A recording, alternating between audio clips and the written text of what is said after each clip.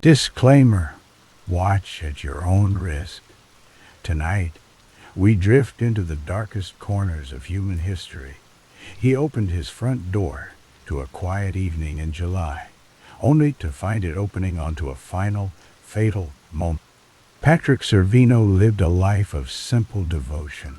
Born in Jersey City, raised by quiet faith, a man who spent nearly 30 years tending Arizona's water lines for the Salt River Project and caring for his blind former mother-in-law.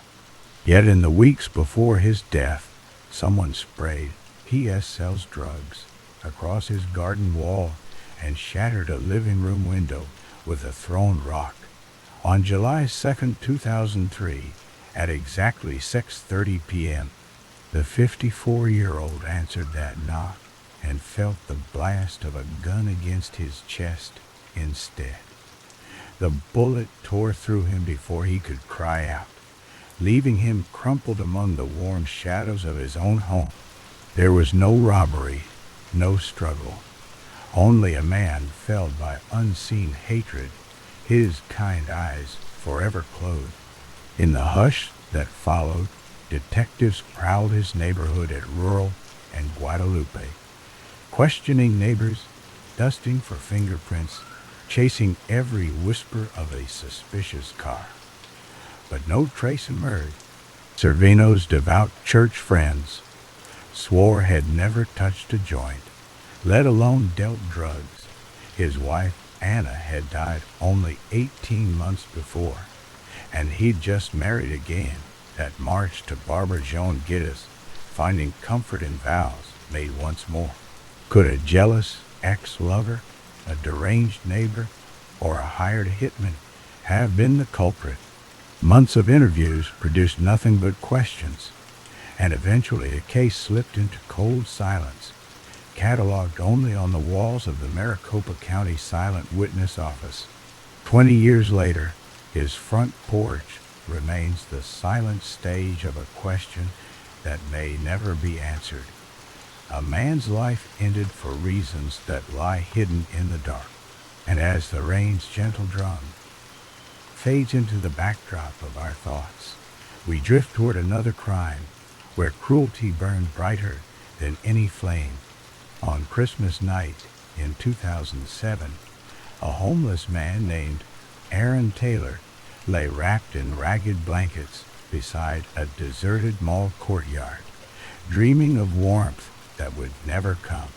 Local youths had tormented him for weeks, taping him to benches, shoving him into fountains. But that night, they poured alcohol over his dormant frame and struck a match. The fire leapt to life with a crackling hiss, orange tongues devouring his flesh as he awoke to agony too profound for words. He ran, burning from within, but the cool night air only fanned the blaze. Phoenix firefighters arrived to a scene already altered by their hoses. Evidence washed away in the rush to save a life that could not be saved. Aaron's body lay still in the aftermath, his screams extinguished even as embers clung to his hair.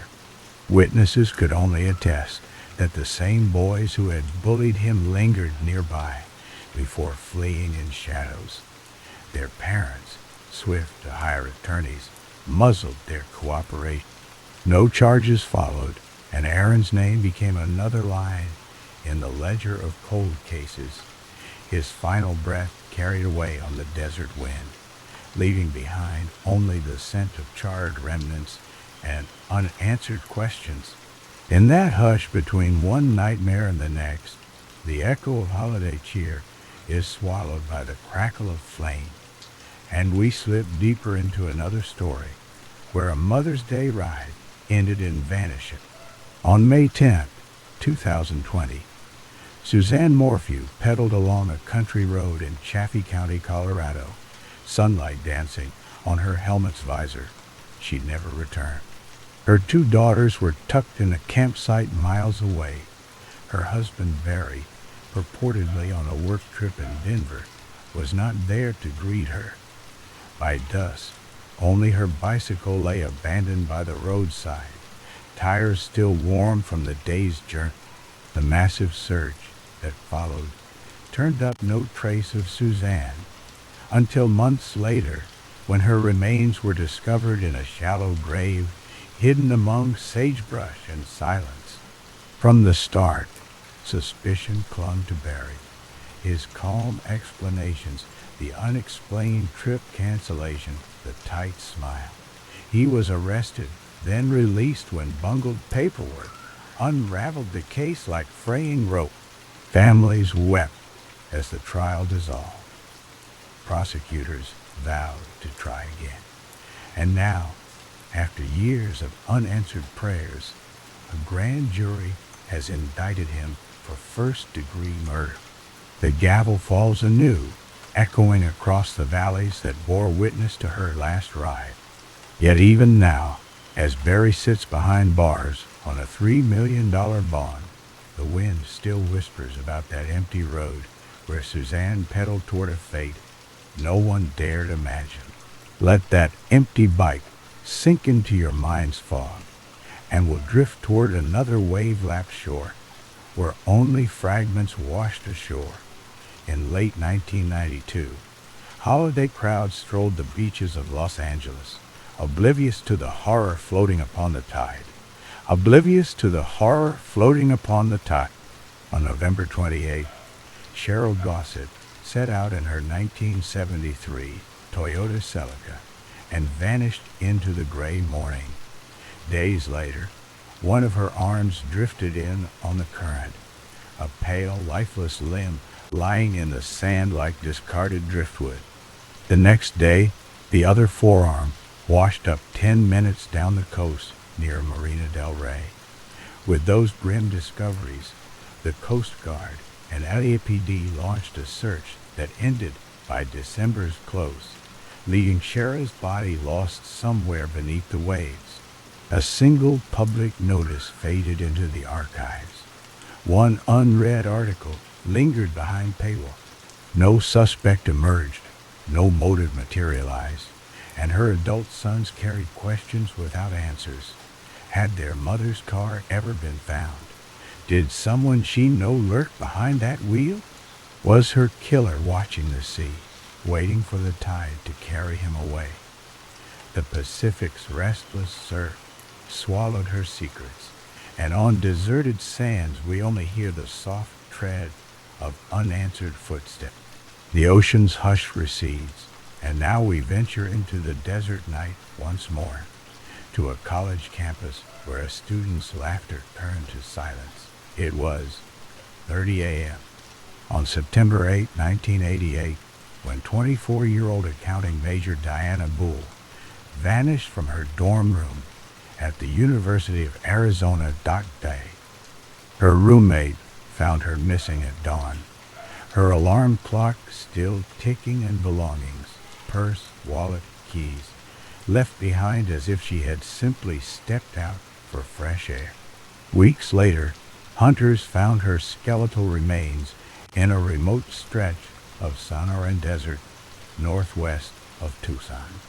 Her case notes spoke of a man named Doug, seen with Diane at a nearby bar 2 weeks prior, a visitor driving a red truck with New York plate.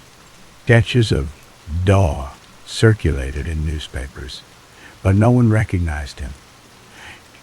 Decades passed in silence until in October 2024, Pima County announced a renewed investigation, dusting off yellowed files and re-examining 35-year-old evidence by the glow of lead lights. A scholarship now bears Diane's name, but her laughter lives only in memories and in the hush of desert nights, where coyotes call and the wind murmurs of a girl who walked into darkness and never returned. And now, as the rain's steady patter lulls you deeper into this tapestry of shadows, remember these lives cut short, these mysteries that linger like ghosts in a half-remembered dream. For even as your breath slows and your eyes grow heavy, The world beyond your window holds stories of untold cruelty, waiting to slip into the next storm. In a quiet apartment in Gilbert, Arizona, a young woman dreamed of horses and a future bright with promise, until a stranger's bullet stole her breath in the dead of night. Rachel Hansen was only 19, a girl who'd already carved her own path. Adopted by a foster couple on a sprawling ranch, she grew up with dust on her boots and a love for horses in her heart. By 16, she'd graduated high school. By 19, she was building a horse training business, her spirit as untamed as the animals she cherished. Engaged to be married, she stood on the cusp of a new chapter, her life a tapestry of ambition and quiet strength. But in June 2022, that tapestry unraveled. Rachel had moved back to a subleased apartment at the Redstone Apartments near Santan Village Mall, a place tainted by the stench of marijuana and the ghosts of its former tenants, drug dealers who'd drawn complaints from neighbors. The night before her death, an intruder slipped into her home, leaving only a jar of pickles on the counter, an odd, chilling token of their presence. Her fiancé spent the afternoon with her, their laughter filling the space until he left around midnight. Then, in the silent hours near 2 a.m., as Rachel slept, someone entered again. A single shot rang out, the bullet tearing through her lower left side and exiting her right shoulder. She clung to life long enough to call for help, her voice trembling as she told police, "I was shot by someone I don't know." Paramedics rushed her to a hospital in Chandler, but the surgeons couldn't save her.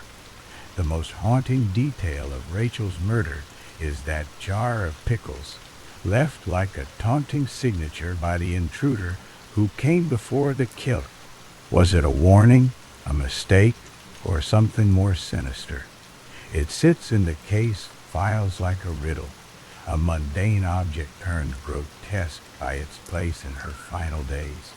Rachel's killer moved like a phantom, exploiting the apartment's history of illicit activity to blend into the chaos. The previous tenant's drug trade cast a long shadow, muddying the trail with too many faces, too many motives. What? A dispute at the ranch where she'd worked lingered as well. Her horse held hostage over a damaged trailer, a bitter clash that left her shaken. And then there was her fiancé's father, a man with a police record noting his threat to kill her months before. Yet, no evidence pinned him to the scene, and the trail grew cold. The Gilbert police chased every lead, releasing a heavily redacted 350-page report years later. But the answers remained elusive. Rachel's family, heartbroken, retrieved her horse by paying the ranch's demands, a final act of love for their daughter. 3 years on, her mother, Kim, pleads for anyone to come forward. The case as open as the wound in their heart. Rachel's killer walks free, their identity a shadow that fades into the desert heat, leaving us to wonder if justice will ever find them. The desert air grows still, the memory of Rachel's life dissolving like a dream you can't quite hold. But another nightmare stirs, this one far across the ocean, where a suitcase in a tropical paradise hides a horror too grim to fathom. In the balmy streets of Santa Marta, Colombia, a scientist sought adventure, only to meet a fate that would shock the world. Alessandro Coatti, a 42-year-old Italian molecular biologist, had left his London lab to volunteer in Ecuador, his heart set on studying the why. In April 2024, he arrived in Santa Marta, a Caribbean town where tourists bask in sunlight and danger, lurks in the shadows. 2 days after checking into his hotel, he vanished. On April 6th, children playing near a stream stumbled upon a black suitcase, its contents a nightmare. Alessandro's head, arms, and feet, identified by a hotel wristband, still clinging to his wrist. His torso was later found in a trash bag, floating miles away in the Manzanares River.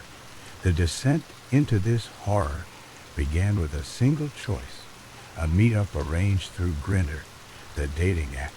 Police believe a gang used a fake profile to lure him, drugging him with scopolamine, a substance known as devil's breath that leaves victims helpless and without memory.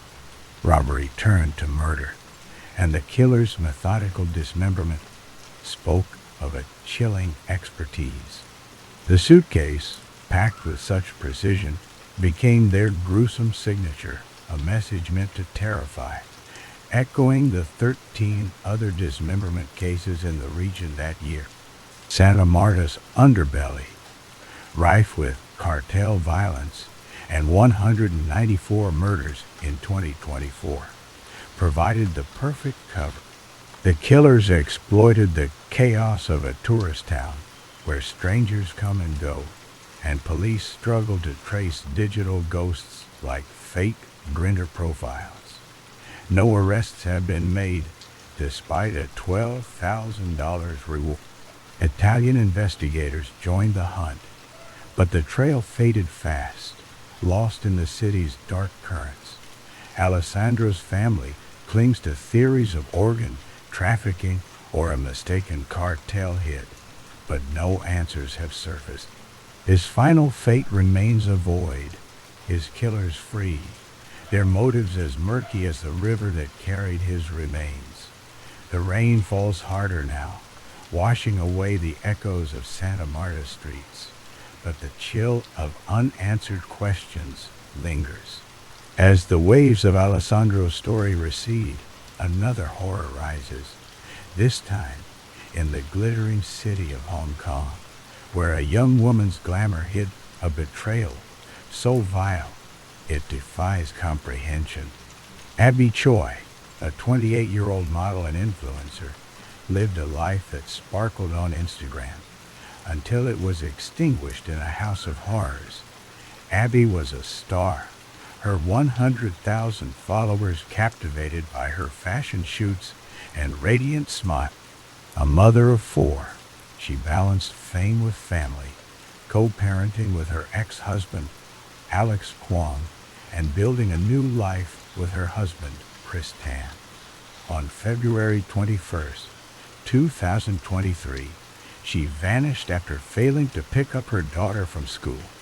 3 days later, police found her remains in a village house in Tai Po, her legs in a refrigerator, her skull and ribs in a soup pot with carrots and radishes, a hole in her head marking the fatal blow. The scene was a calculated nightmare. Meat grinder, electric saw, and sail-covered walls to catch the blood. Abby's descent began with money, a fortune tied to a luxury apartment she'd placed in her ex-father-in-law's name. A dispute over its sale, worth tens of millions, turned her family into her executioners. Alex, his brother Anthony, their father Kwong Kao, and mother Jenny orchestrated a plot so meticulous it felt ripped from a horror film. The soup pot, simmering with human remains, became the case's ghastly signature, a symbol of their greed and depravity. They hid in plain sight, using their familial ties to Abby to avoid suspicion, renting an unfurnished house for the crime. But their plan unraveled when Abby's family raised the alarm. A manhunt caught Alex fleeing by speedboat with cash and watches, while the others were arrested in days. 7 suspects faced charges, but Abby's hands and torso were never found, despite searches through landfills and sewers. The trial looms, with Alex, Anthony, and Kwang Kao facing murder charges, while Jenny's role in evidence tampering carries a lighter sentence. Abby's fate is sealed. Her killers awaiting judgment, but the loss of her vibrant life leaves Hong Kong reeling, a city where such brutality feels like a betrayal of its own safety. Abby's fell of its own safety. The glow of Hong Kong fades, replaced by the dry heat of Tucson, where a young woman's dreams of the stage ended in a dumpster's grim discovery. Diana Vicari was 32, a community college student with a passion for drama, her life a quiet pursuit of art and independence. On October 22, 1992, she attended her drama class, then joined friends at a local bar before being spotted at the Tucson Convention Center around midnight. The next day, she didn't show up to work at EG's. On October 24th, her severed arms were found in a downtown dumpster, wrapped in trash bags, the rest of her body lost to the desert secrets. Diana's descent into tragedy is shrouded in mystery, but whispers of an affair with her drama teacher and a tangled web of suspects paint a murky picture. Her car, locked and alarmed, was found near the home of her teacher's fiancé's mother, a coincidence that raised eyebrows. The dumpster, with only her arms, became the case's haunting signature, a brutal act that screamed of personal rage or calculated disposal. Suspects emerged and faded. Lemuel Pryon, convicted in 1999, but exonerated in 2003 when his DNA didn't match. John Mazur, a violent co-worker Diana may have sought that night, and Gregory Scott Hatton, a drug-dealing child molester who worked across from her job. Each slipped through the cracks, exploiting Tucson's sprawling streets and the case's lack of physical evidence. No one was charged, and the trail went cold. Diana's family, now all past, sought answers in vain.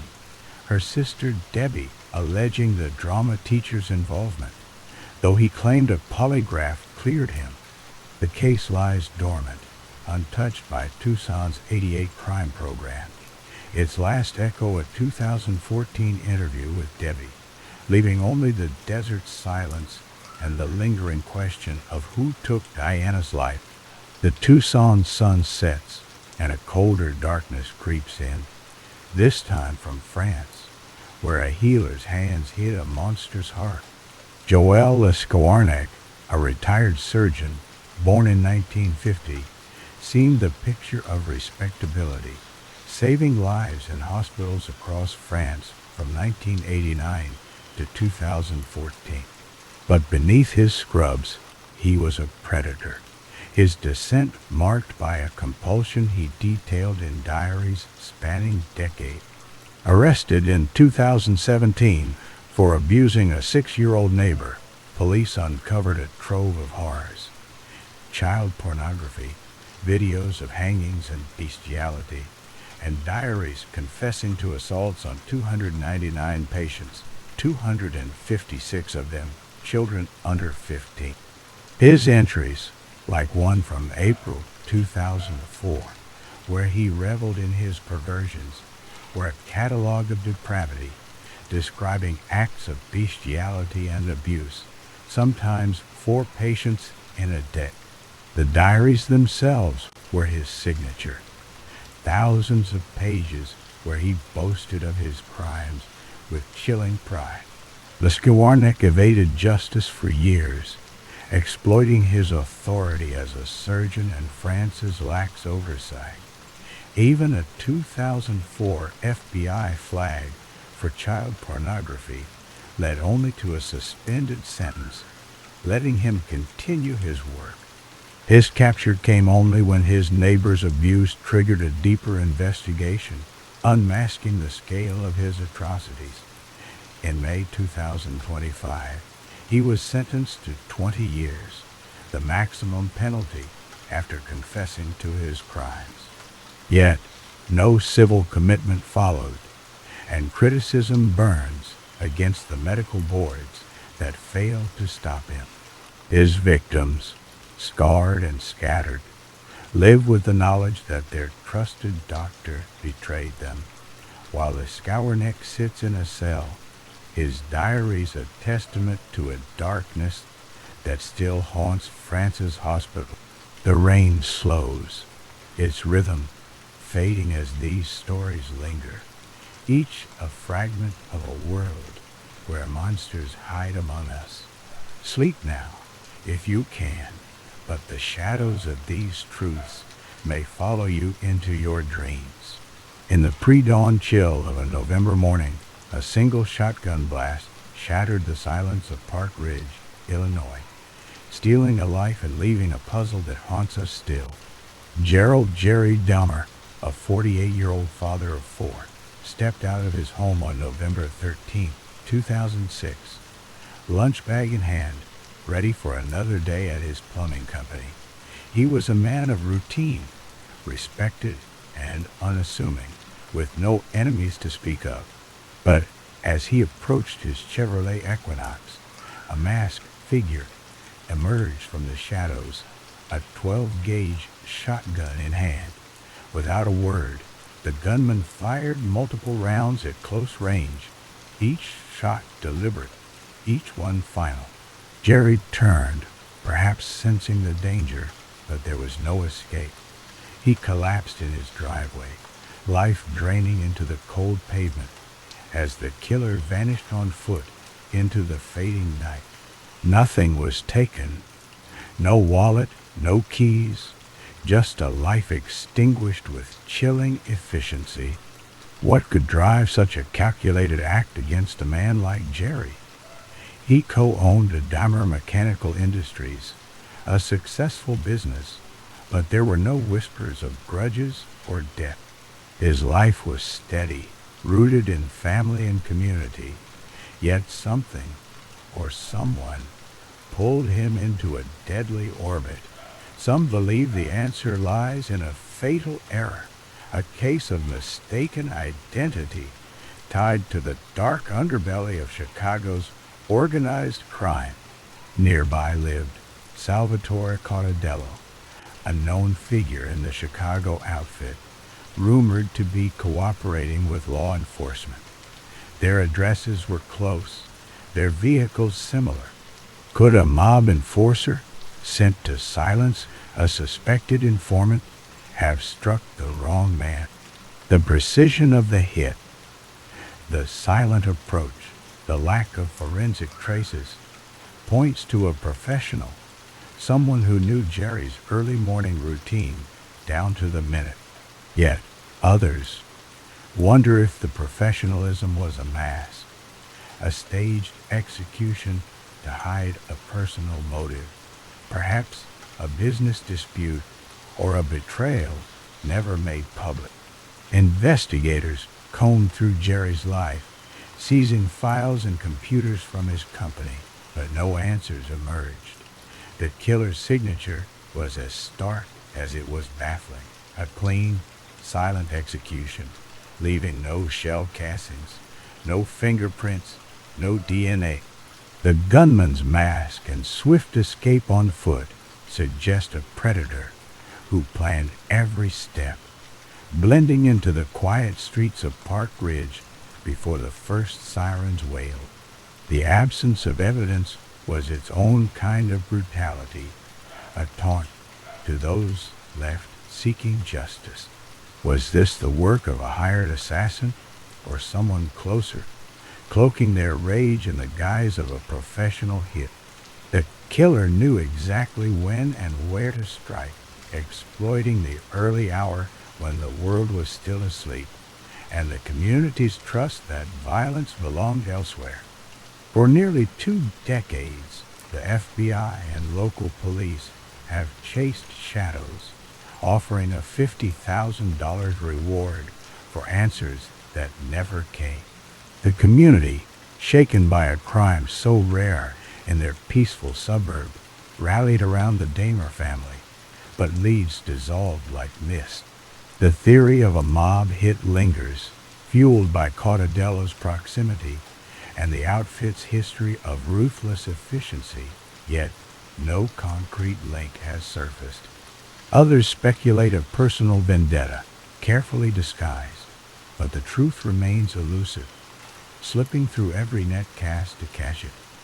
Jerry Damer's killer is still out there, a phantom who struck and faded into the dawn.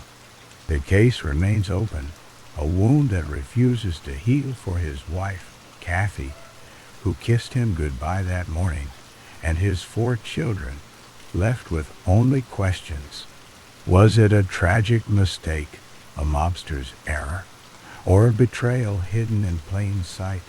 The rain falls harder now, blurring the edges of that November morning, but the mystery of Jerry Damer's death holds fast, whispering unease into the quiet night. As the echo of that shotgun fades into the rain, another nightmare stirs, pulling us across borders and decades to a small town in Canada, where innocence was shattered in the dead of night. In a single savage night, a family's home became their tomb, and the killer wore a familiar face.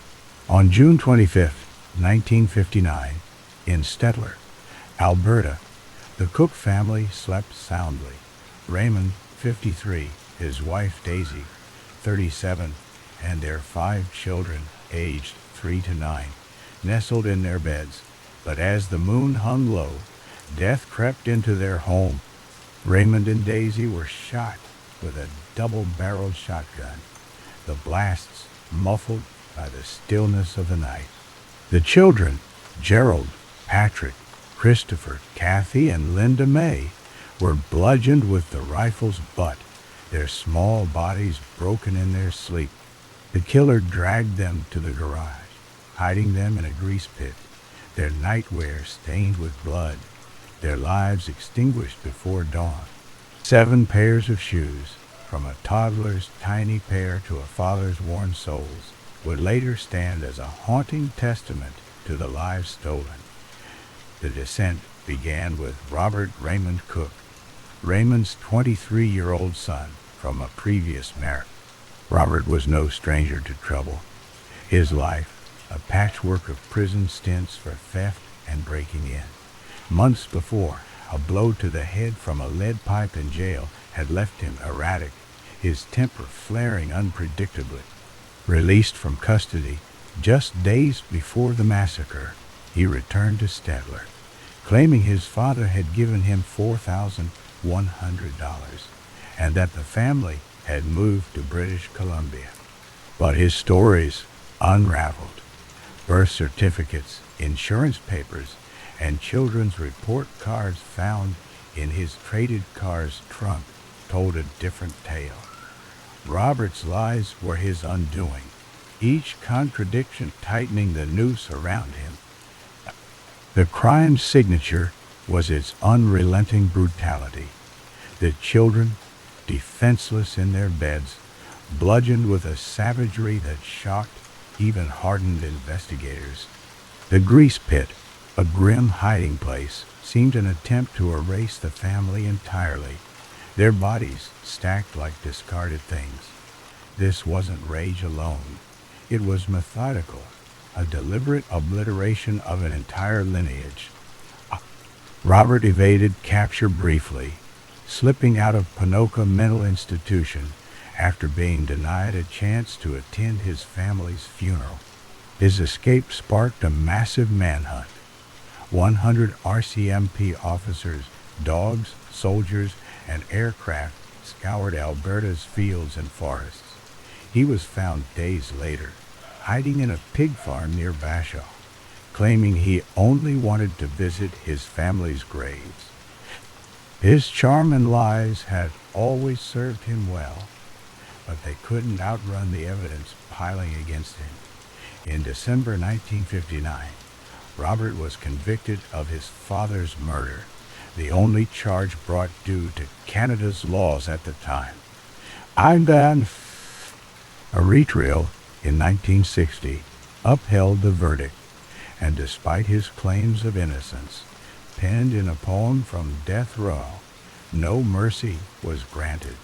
On November 15, 1960, at Fort Saskatchewan Provincial Jail, Robert was hanged, the last execution in Alberta's history. His body was donated to science, his eyes to the Edmonton Eye Bank, as if seeking some redemption in death. His lawyer, decades later, would recall Robert's horror at the crime, suggesting a fractured mind might have buried the truth even from himself. Yet the locals, surveyed at the time, saw only a monster, and the Cook family's blood demanded justice. As the rope snapped tight, the rain carries us away from Alberta's fields, leaving the grease pit's shadow behind. But the darkness doesn't lift, it shifts, drawing us to Houston, where two brothers met a fate so gruesome it chilled a city already scarred by evil. In November 1973, a boy's walk to collect soda bottles ended in a horror that would scar Houston forever. Ronald Lynn Elliott, just 12 years old, roamed his neighborhood, a familiar figure with a shy smile, scrounging bottles for pocket change. Watching PA. He was one of 6 siblings, enrolled in special education classes, his world small and simple. But on November 15th, he vanished. 5 days later, searchers found his body in a wooded patch just half a mile from home.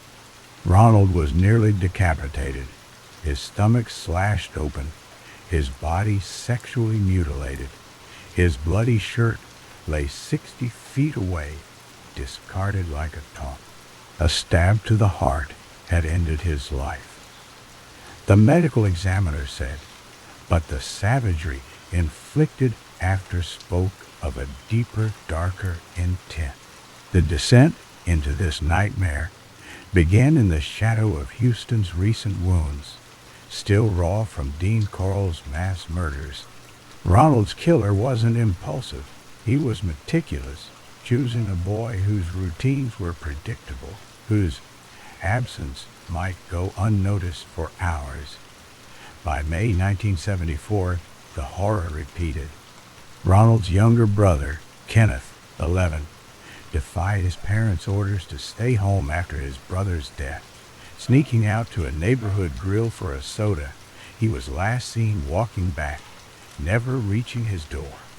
The next day, deputies on horseback found his clothes, then his mutilated body, just a quarter mile from where Ronald was discovered. Kenneth was castrated, disemboweled, and decapitated, his head propped against a tree, covered in pine needles, as if staged for discovery. 2 stabs to the heart killed him, but the killer ensured he suffered, cutting as he still breathed. The signature of these crimes was their grotesque precision. Mutilation so deliberate it seemed ritualistic, bodies left exposed yet stripped of dignity, heads displayed like trophies. This wasn't rage, it was performance, a killer reveling in the act. The woods, so close to home, became a gallery for his atrocities. Each cut a message to a city already haunted by Corll's shadow. The killer hid in plain sight, a 15-year-old sophomore named Lawrence Anthony Stremple Jr., a slight boy with a quarter-inch haircut, living just blocks from the Elliots. Known but not truly known, he was picked on for his small stature, his father's strict rules keeping him apart from peers. Lawrence blended into the neighborhood, unnoticed until a friend's father tipped police about a hidden pocket knife with a 5-inch blade linked to Kenneth's murder. Arrested the night Kenneth's body was found. Lawrence's own words to police, a confession made without his lawyer, sealed his fate, though juvenile laws later deemed it inadmissible. His unassuming presence, his quiet life with a conservative father, let him slip through the cracks of suspicion until it was too late. The capture came swiftly, but justice faltered. Tried as a juvenile, Lawrence faced only 2 years at Mountain View State School, released at 18 with his record expunged. The Elliots' parents, Martin and Betty, too broken to attend Kenneth's funeral, pleaded for harsher punishment, fearing for others. Neighbors protested, calling the sentence a mockery for such monstrous crime. Yet Lawrence walked free, vanishing into obscurity, leaving Houston to grapple with the void of answers. The Elliott brothers' killer faded into the rain-soaked night, his fate as elusive as the motive behind his butchery. Was he a disturbed boy unleashing years of pent-up rage, or a predator whose brief confinement only paused his darkness? The woods of Houston hold their secrets, and the Elliots' graves whisper of justice undone, leaving us to wonder who else might cross his path. As the pines of Houston dissolve into the mist, a new shadow emerges, not of violence, but of a cunning so insidious it bled a woman dry without spilling a drop. In one desperate phone call, a best-selling author's world of grief was twisted into a 17 million nightmare. Jude Devereaux, a romance novelist at the peak of her career in the early 1990s, was drowning in infertility, depression, and a crumbling relationship when she met Rose Marks, a South Florida psychic with a honeyed voice and a predator's instinct. Marks promised salvation, claiming Jude was cursed, her future child spiritually blocked. Hand over money, gold, jewelry, Marks urged for cleansing rituals that would be returned. Jude, desperate for hope, complied, pouring thousands, then millions, into Mark's hands. When Jude's son, Sam, was born, Marks took credit, tightening her grip. But when Sam died at 8 in a tragic horseback accident, Marks spun a new lie. His soul was trapped, needing more rituals, more money. $1 million vanished in a suitcase, and Jude, broken, signed over power of attorney, her will eroded by grief and fear. Mark's signature was her emotional precision. She didn't just scam, she colonized Jude's mind. She wove spiritual threats into every doubt, promising illness or eternal loss for Sam's soul if Jude resisted. Each ritual, each payment was a chain, binding Jude to a woman who saw vulnerability as currency. Mark's family, complicit in the scheme, helped drain Jude's fortune over nearly 2 decades, a slow bleed disguised as salvation. Marks evaded suspicion by hiding behind the intangible, psychic promises no one could disprove. Operating from a Fort Lauderdale storefront, she preyed on the grieving, her clients too ashamed or enthralled to question her. Jude's wealth made her a prize, but Mark's true skill was emotional manipulation, exploiting blind spots of trust and despair. She thrived in the gray space of belief, where no one looks too closely until the damage is done. The unraveling began when Jude, battered but not broken, found the strength to pull away. Mark's threats, spiritual ruin, illness, couldn't hold her forever. In 2008, Jude went to the FBI, her courage turning the tide. She helped build a case, even testifying in court, her voice steady as she recounted years of deception. In 2013, Rose Marks was convicted on 14 counts, including wire fraud and money laundering, sentenced to 10 years. The $17 million was gone, but Jude's testimony exposed one of the largest psychic frauds in U.S. history. Marks sits behind bars. Her empire of lies crumbled, but the scars she left on Jude linger. The rain carries the weight of stolen dreams, leaving us to wonder how many others fell to her whispers, their stories untold. The line between belief and betrayal blurs, and we're left suspended, uneasy, in its shadow. The rain shifts, carrying us to California, where a thief's greed turned deadly, and an elderly woman paid the ultimate price. In a single brutal moment, a burglary became a murder that would haunt California's conscience. Mario Gray, a man with a trail of broken homes in his wake, slipped into Ruby Reed's trailer home in 1987, expecting another quick score. Gray was no stranger to theft, his life a cycle of burglaries and prison stints, each crime bolder than the last. But Ruby, 87, was home, frail and defenseless. What began as a hunt for cash and jewelry spiraled into horror. Gray sodomized her, crushed her throat with a plank of wood, and left her tied with nylon stockings, blood pooling on her bedroom floor. Her daughter found her, lifeless, with $20 and some jewelry missing. The price of a... Gray's descent was fueled by a compulsion that grew uglier with each crime. 4 years earlier, he'd molested a 64-year-old woman and her 8-year-old granddaughter during another burglary, pushing the grandmother out a window when she fought back. A plea deal freed him in under 4 years, unleashing him to prey again. Ruby's murder wasn't just greed.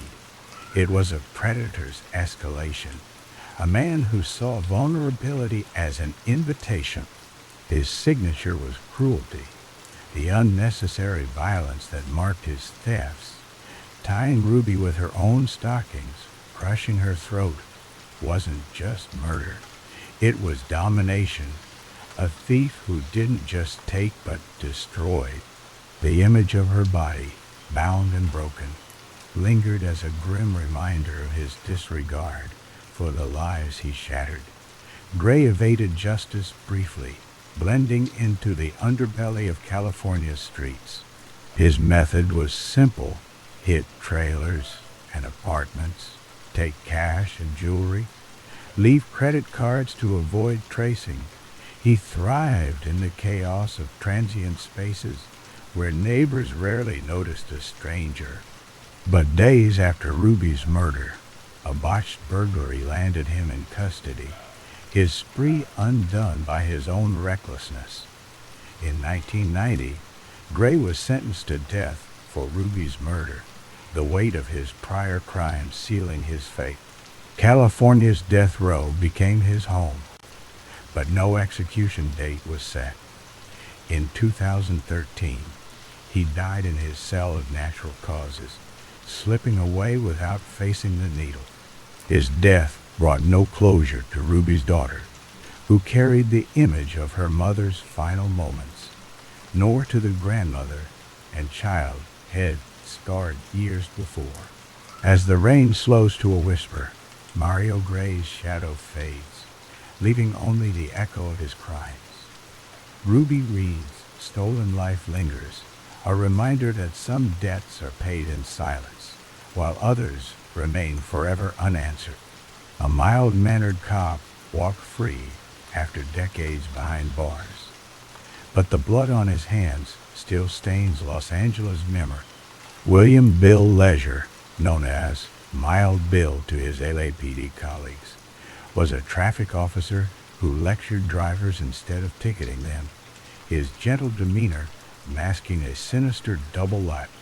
Arrested in 1986 aboard a stolen yacht, Leisure's world unraveled to reveal a mastermind of a multimillion-dollar theft ring and orchestrator of 3 contract killings.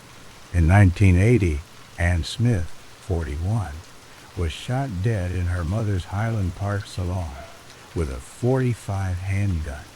A year later, Tony de los Reyes, 63, fell to a shotgun blast in a San Fernando Valley alley. Leisure was also linked to the 1977 murder of Gilberto Cervantes, 76, gunned down outside his San Gabriel home. His descent began with low self-esteem, he later claimed, a need to impress the questionable characters he befriended, trading his badge as honor for greed and power. The promise of thousands per hit, the thrill of control, pulled him over the edge. Leisure's signature was his chilling detachment. Never pulling the trigger himself, he orchestrated murders with the precision of a chess master. He hired Dennis Franz, a confessed killer, to execute Ann Smith and Tony de los Reyes, allegedly paid by their spouses seeking freedom or inheritance. Franz, granted immunity for his testimony, described Leisure's cold instructions: rob, then shoot, no hesitation. The 1977 hit on Cervantes, arranged for his stepson's wife, Paulette, saw Leisure as the middleman, paying another hitman while keeping his hands clean. Each kill was staged to look like a robbery. The victim's lives erased with calculated efficiency. He hid in plain sight, a cop whose unassuming nature disarmed suspicion. Married to a city prosecutor, Leisure lived lavishly, stolen yachts, secret Cayman accounts, a 42-foot vessel named Thunderbolt. Yet his colleagues saw only a quiet man driving an old VW Bug. His yacht theft ring, involving up to 20 stolen boats, thrived undetected for a decade, his badge a perfect shield. Even as internal affairs closed in, Leisure's charm and denials kept him elusive, his arrest in Oakland coming only when a buyer tipped off police. The net tightened when France, nervous after Leisure's 1986 arrest, detailed the murders to detectives, leading them to crime scenes with uncanny accuracy. Leisure's trial in 1991 stalled with a deadlocked jury, 10-2 for conviction, but on the eve of a retrial, he pleaded no contest to 2 murders, securing twin 15 years to life sentences. His refusal to admit guilt, blaming brain damage from cholesterol pills or greed issues, kept him caged longer, with parole denied in 2020 by Governor Newsom. But in late 2024, after 38 years, a parole board's decision held, and on March 5, 2025, Leisure walked free, leaving detectives like Addison Arce baffled by a man who seemed to kill for favors, not just money. Now, 78, Leisure lives quietly, perhaps in a sister-in-law's guest house, his motives still a fog. The families of Ann Smith, Tony de los Reyes, and Gilberto Cervantes find no closure, their wounds reopened by his release. Was he a psychopath hiding behind a badge, or a man lost to his own emptiness? The rain carries no answers, only the unease of a killer among us once more. The fog of Los Angeles lifts, and we're drawn to a Florida street where a young girl's trust led her to a fate too horrific to fathom. A 16-year-old's search for connection ended in a dumpster, her body broken by those she thought she could trust. Miranda Corset, an orphan, living with her grandmother in St. Petersburg, Florida, was a habitual runaway, her life tangled in the chaos of youth and a young child left in her aunt's care. In 2025, she swiped right on a dating app, meeting Stephen Gress, 35, and his partner, Michelle Brands, 37. Lured to their home, Miranda returned after a first visit, unaware of the darkness waiting. Days later, an argument over missing jewelry spiraled into horror. Gress and Brands beat and tortured her for up to a week, suffocating her with plastic wrap around her head. Her dismembered body was discarded in a dumpster, a final act of cruelty that stripped her of all humanity. Their signature was unrelenting sadism, torture stretched over days, each blow a testament to their rage. The plastic wrap, the dismemberment, turned Miranda's death into a grotesque ritual, her youth no shield against their brutality. Gress and Brands, with prior criminal records, were no strangers to trouble, their neighbors whispering of their volatility long before the murder. They evaded suspicion by exploiting Miranda's reputation as a runaway. The community and police, slow to act, assumed she'd vanished again, her cries for help lost in the noise of her troubled past. The couple's home, a trap disguised as a haven, hid their crimes until the dumpster's grim discovery forced the truth into the open. Arrest records pinned Gress and Brands after police traced Miranda's last movements. Both were charged, their prior histories and neighbor complaints painting a picture of a volatile pair who preyed on vulnerability. The courtroom laid bare their cruelty, and they were locked away, but no sentence could undo the tragedy of a girl who sought connection and found death. Miranda's family, already fractured, mourns a preventable loss. Her 11-month-old child now motherless. The rain falls on St. Petersburg, carrying the weight of a system that failed her, leaving us to wonder how many others slipped through the cracks, their stories ending in silence. The Florida rain fades, and we were carried to Missouri, where a woman's charm hid a trail of bodies and a life on the run. A toddler's toy gun was blamed for a murder, but the truth chased a killer across borders for decades. Sharon Kinney, a young wife in Independence, Missouri, stood over her husband James in 1960, a .22 pistol's bullet in his head. She claimed their 2-year-old daughter fired it while playing, and police initially ruled it an accident. But whispers of Sharon's affairs and marital strife unraveled the lie. By 1962, she was convicted only for the Missouri Supreme Court to overturn it on a technicality. Released on bail, Sharon fled to Mexico in 1964, leaving another body, Francisco Ordonez, shot dead in a hotel room. Her descent was fueled by greed and restless ambition, her husband's life insurance and house sale, funding a new life, a new lover, and a new victim, Patricia Jones, her lover's wife, who vanished after a meeting with Sharon in 1960. Her signature was her audacity, killing with a smile, then slipping away. Dubbed a pistolera in Mexico, Sharon's charm and lies painted her as a femme fatale, each murder bold yet calculated.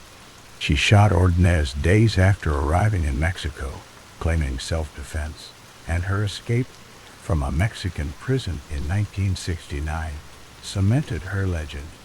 Sharon evaded capture by weaving a web of identities. As Jeanette Pugliese, then Deidre Glabus, she married multiple times, raising families under false names across Los Angeles and Canada. Her unlisted numbers, new husbands, and quiet lives kept her hidden, a ghost in plain sight. Even as she gave interviews, Her past remained buried, her freedom a taunt to justice. In 2022, an anonymous tip led Jackson County authorities to Alberta, Canada, where Sharon had died of natural causes at 82. Fingerprint matches from her funeral confirmed her as Deidre Glavis, the woman who outran justice for 50 years.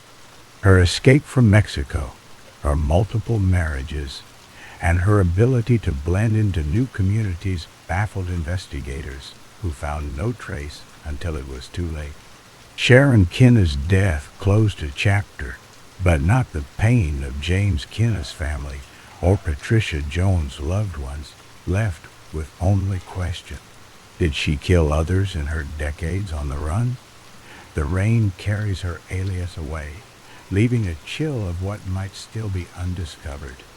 The Missouri shadows dissolved and were pulled to Iowa, where a mother's routine morning became her last. A summer morning's laundry hung unfinished, stained with the blood of a mother who never saw her killer coming. Leota Camp, 25, kissed her husband Ray goodbye on July 10, 1967, in Des Moines, Iowa, before tending to her 3 children. As Kevin, 4, and Brenda, 3, played in the backyard, and baby Christine lay on a blanket, Leota hung clothes on the clothesline. By noon, she was gone. Her children found her face down on a bedroom bed, stabbed 4 times in the back, bound with neckties, one stuffed in her mouth as a gag. A knife protruded from her body, pulled free by her son in a desperate act. She was rushed to Broadlawns Hospital, but died from internal hemorrhaging, her lungs pierced by a killer's blade. Leota's descent into this nightmare was sudden, her life as a devoted housewife offering no hint of enemies. Weeks earlier, an obscene phone call from a stranger asking, "Where you been?"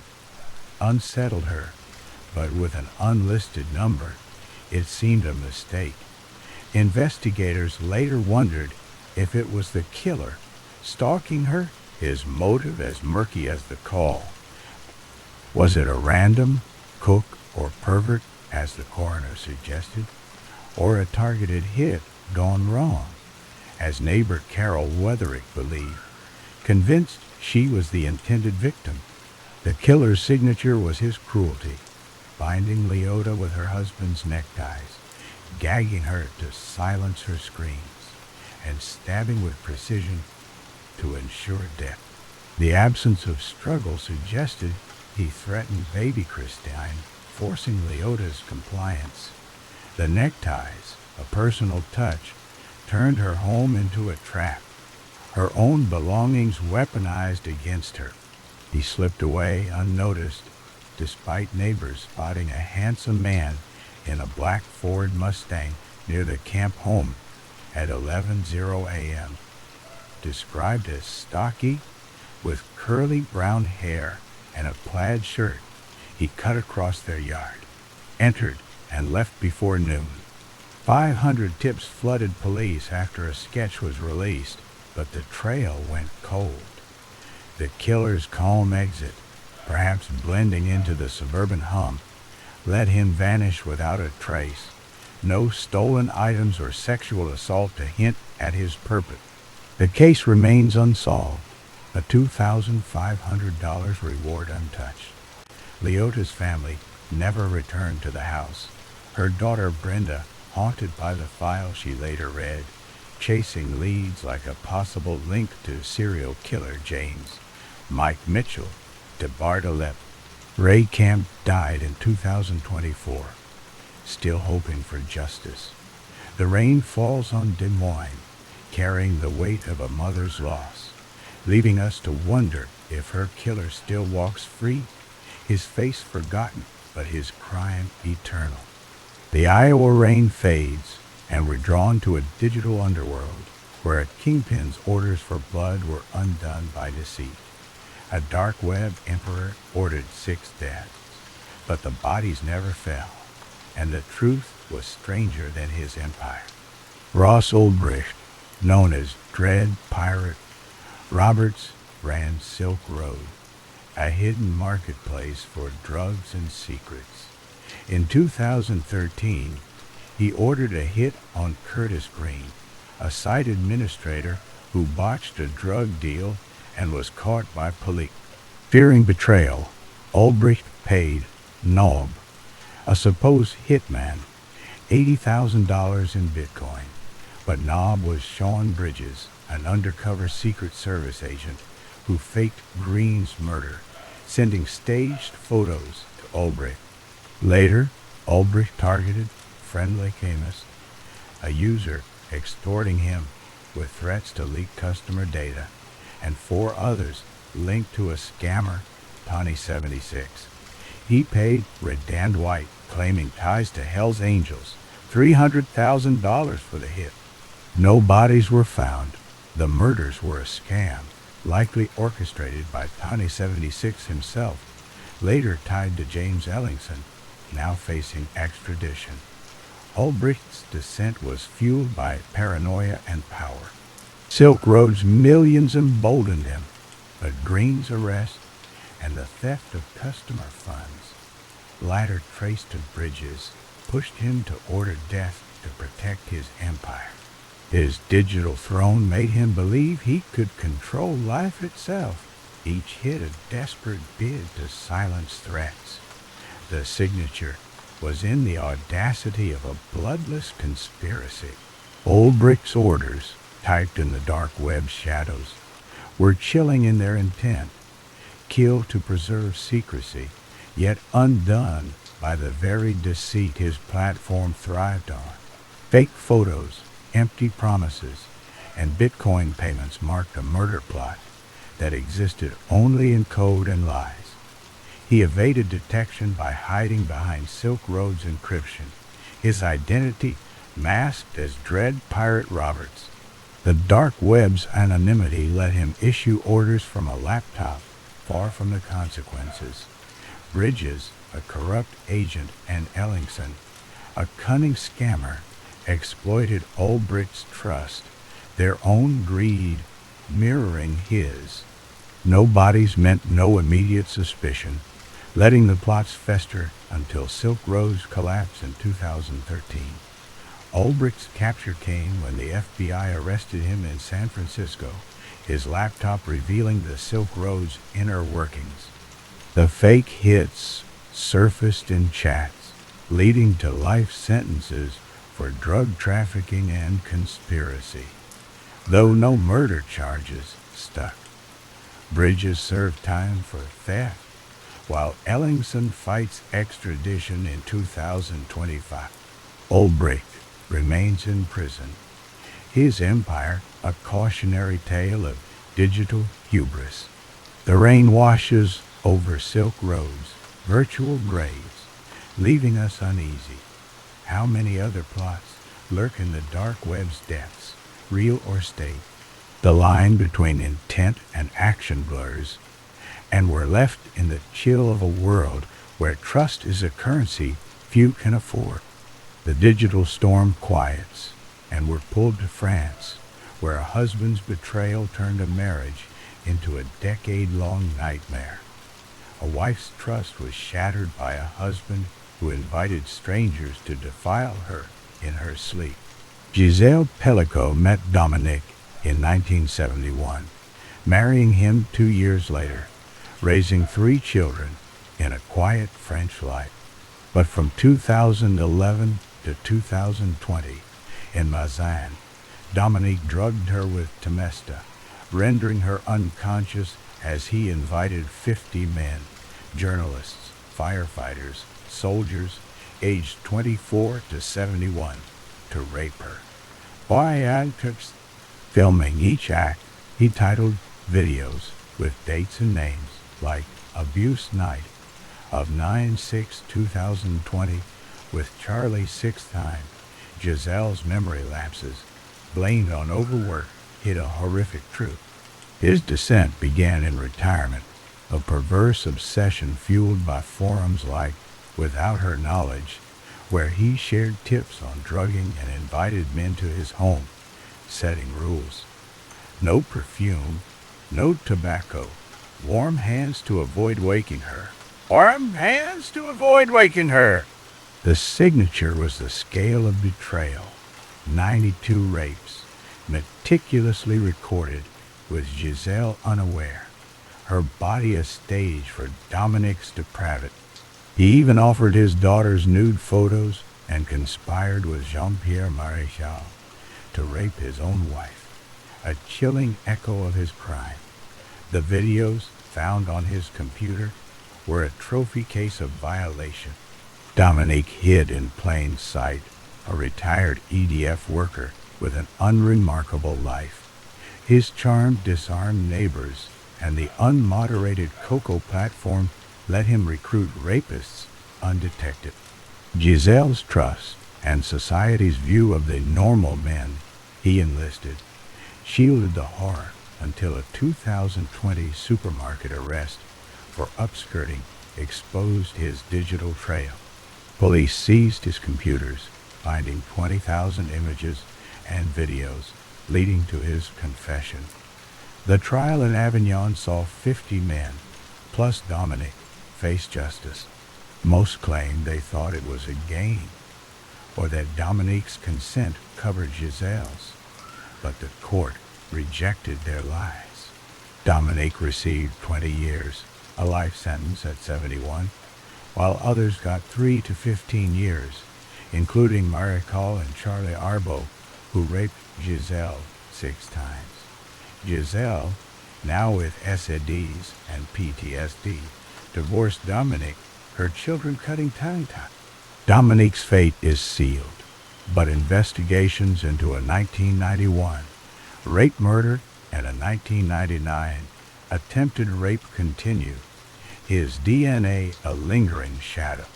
Giselle's courage in testifying exposed a network of predators, but the rain carries her pain, leaving us haunted by the ordinary faces of evil and the strength of a woman who survived.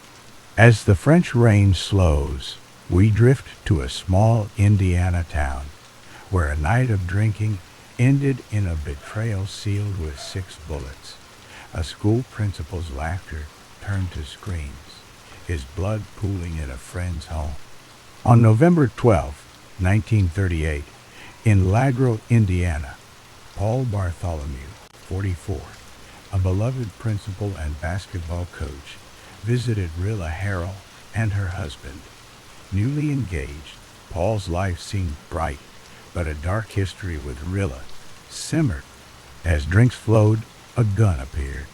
Rilla claimed Paul brought it, waving it in despair. She first said he shot himself, but 6 bullets, including shots to his back and groin, disproved her lie. Her next story, she wrestled the gun from him, and it fired accidentally. Paul, clinging to life in the hospital, whispered, "She finally did it. 2 years ago, she tried and failed." His fiancée confirmed his fear of Rilla's jealousy over his engagement. Rilla's signature was personal. 6 shots, each a mark of rage, fired not in defense, but in vengeance.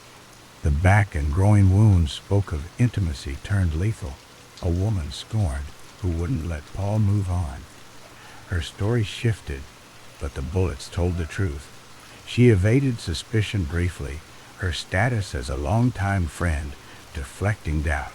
Lagro, a tight-knit town, trusted Rilla's tears, and Paul's drinking blurred the narrative.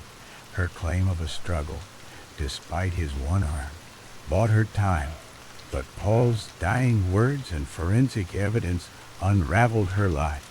Rilla was convicted of manslaughter, not murder, sentenced to 221 years. She served the minimum, walking free in 1940, her crime fading into Lagro's quiet history. Paul's fiancée mourned a future stolen, and the town whispered of a love turned deadly. The rain falls on Lagro's fields, carrying Paul's final words into the night.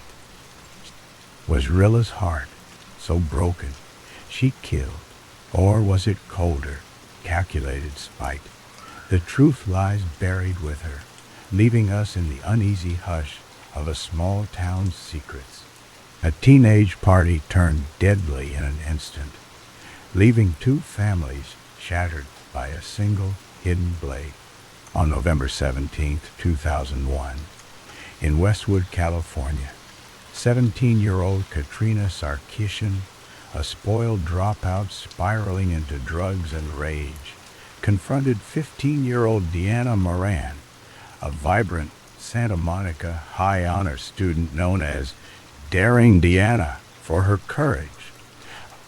Katrina's mother, Angelique Bernstein, indulged her daughter's every whim, ignoring Katrina's violent outbursts and substance abuse, even dismissing therapy and AA as beneath her. Deanna, raised by hard-working immigrant parents, excelled in academics and sports, her moral compass unwavering. At a parentless party on Thayer Avenue, Deanna caught Katrina's half-sister, Sabrina, 15, vandalizing potted plants. A brief shoving match left Sabrina humiliated, calling Katrina for backup. As the party dispersed, Katrina stormed in, demanding, "Who pushed my sister?" Deanna raised her hand, unafraid. The crowd's chants for a fight pushed Katrina to strike, plunging a concealed T-shaped punch knife into Deanna's heart. Deanna stumbled, gasping, and collapsed against a tree. Panicked teens drove her to Santa Monica Hospital, where she was pronounced dead, her blood revealing traces of alcohol but no chance of survival. Katrina's descent was a slow burn of unchecked privilege and fury. Expelled from Harvard Westlake, sent to a Utah facility only to be pulled out early, she partied relentlessly, assaulted her mother, and lived untethered. Her signature was the hidden blade, a punch knife, invisible to witnesses, that turned a fist fight into murder. Its single, precise stab spoke of intent, not impulse, a weapon chosen to kill discreetly. She evaded immediate suspicion, fleeing with Sabrina as Deanna bled out. The next day, ALAPD detectives brought them in. During questioning, Katrina's speech slurred, her body failing. She'd swallowed 43 antidepressant pills, double a lethal dose, tormented perhaps by guilt. She collapsed, dead before justice could touch her. Sabrina faced charges of battery and making a criminal threat online months later, but the case fizzled, leaving no one fully accountable. Deanna's family, devastated, sued the Sarkisians and the party's hosts, seeking answers where the law failed. The Marin's Ocean Park home became a shrine to Deanna's memory, her friends gathering to honor her with feasts and a scholarship fund for nonviolence. Katrina's death closed her story, but not the pain of a life stolen over a petty feud.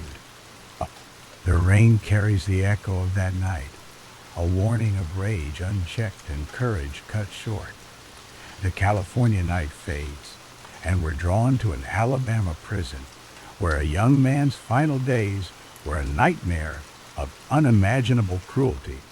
A 22-year-old father of two, days from freedom, met a fate so brutal it defies comprehension.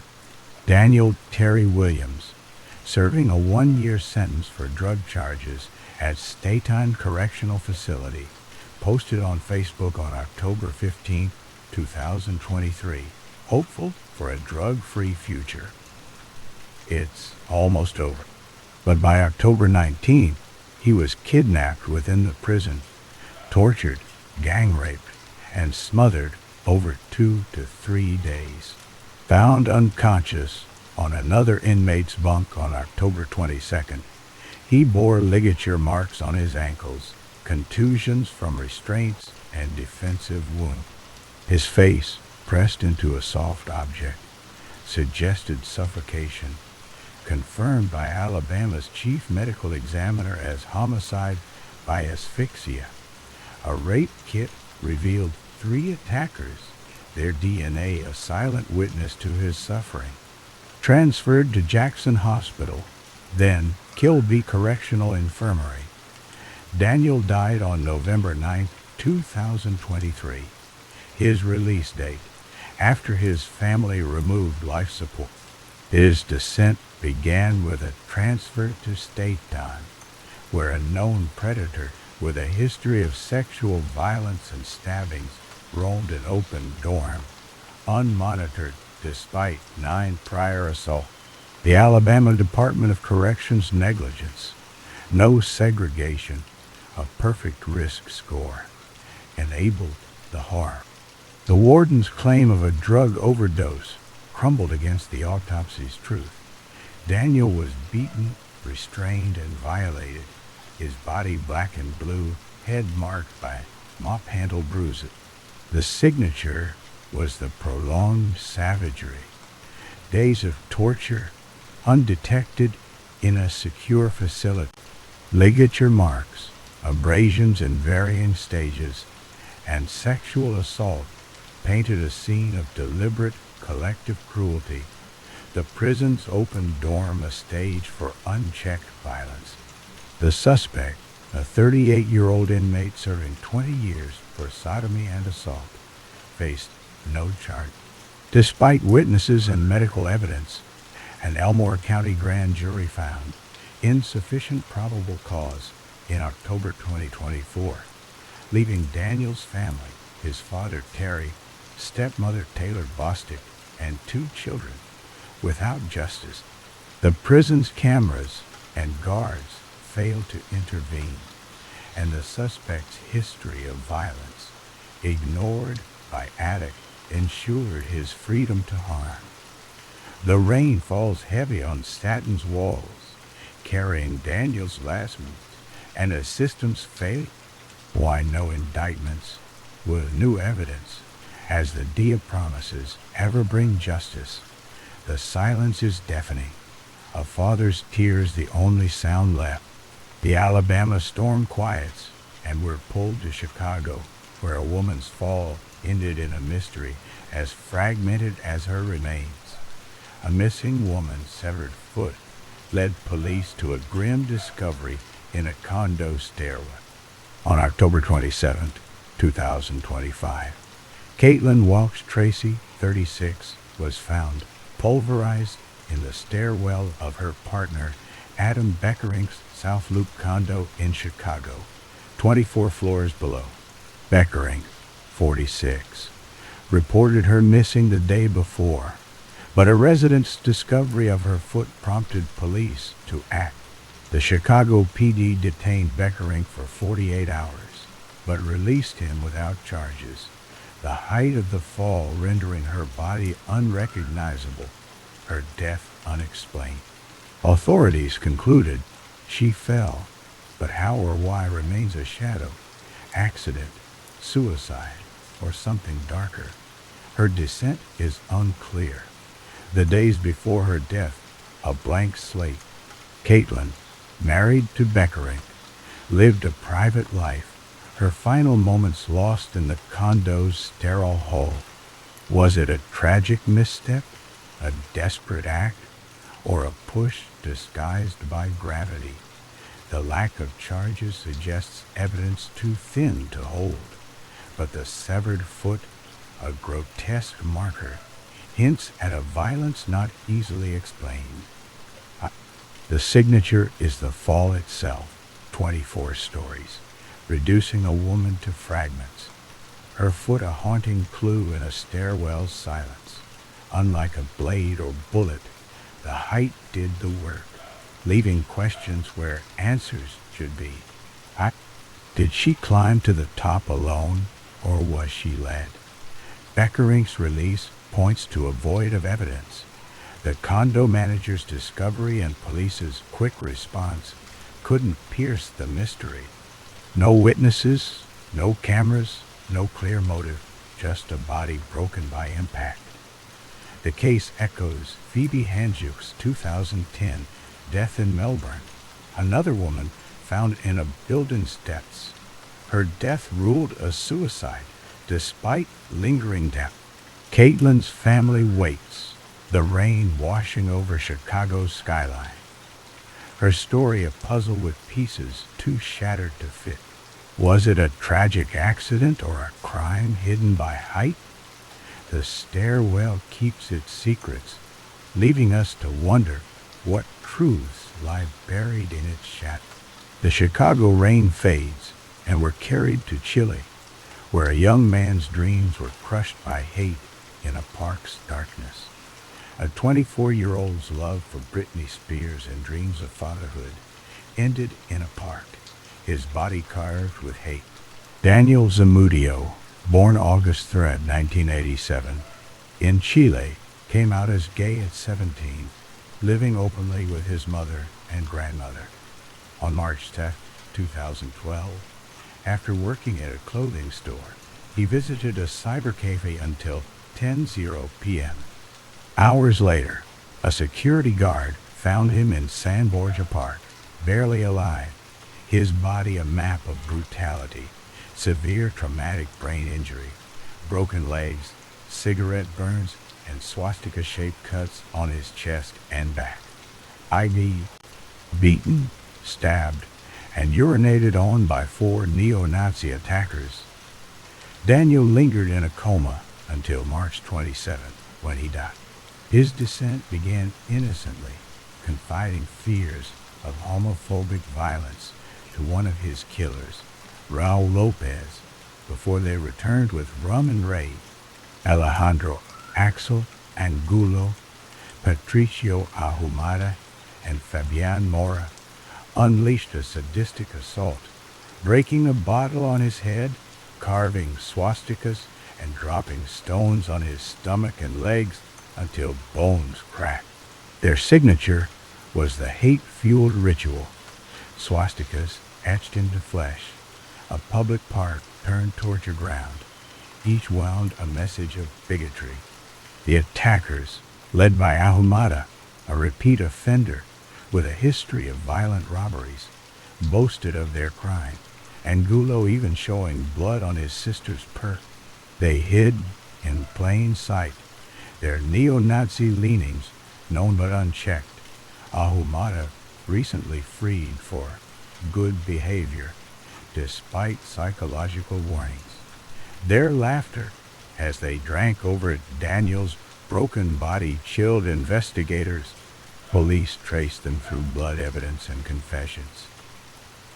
Ahumada got life, Angulo and Lopez 15 years each, Mora 7, serving until 2016. Mora, unremorseful, later claimed he only punched Daniel, denying the worst despite his trial testimony. Daniel's death sparked Chile's anti-discrimination law, his name a symbol of resistance. The rain falls on San Borja Park, carrying Daniel's dreams and a nation's reckoning. How could such hate fester, and why does Mora walk free, unrepentant? The swastikas linger, a scar on Chile's soul. The Chilean night dissolves, and we're drawn to France, where a killer's confession came too late to heal the wounds he left. A policeman's badge hid a monster who killed and raped until justice closed in. Francois Verreau, dubbed Liel Grele for his acne-scarred face, murdered 3 and raped at least 6 in Paris between 1986 and 1994. His victims included 11-year-old Cécile Bloch, raped and strangled in 1986, and a couple in 1987. Their deaths marked by his methodical cruelty. A gendarme and local politician, Verreau's descent began with a rage he blamed on childhood wounds, erupting in violent impulses he couldn't control until therapy in 1997, after his children's birth, quelled his death instinct. His signature, was his precision, strangling, stabbing, and binding victims with a predator's calm, each crime planned to evade detection.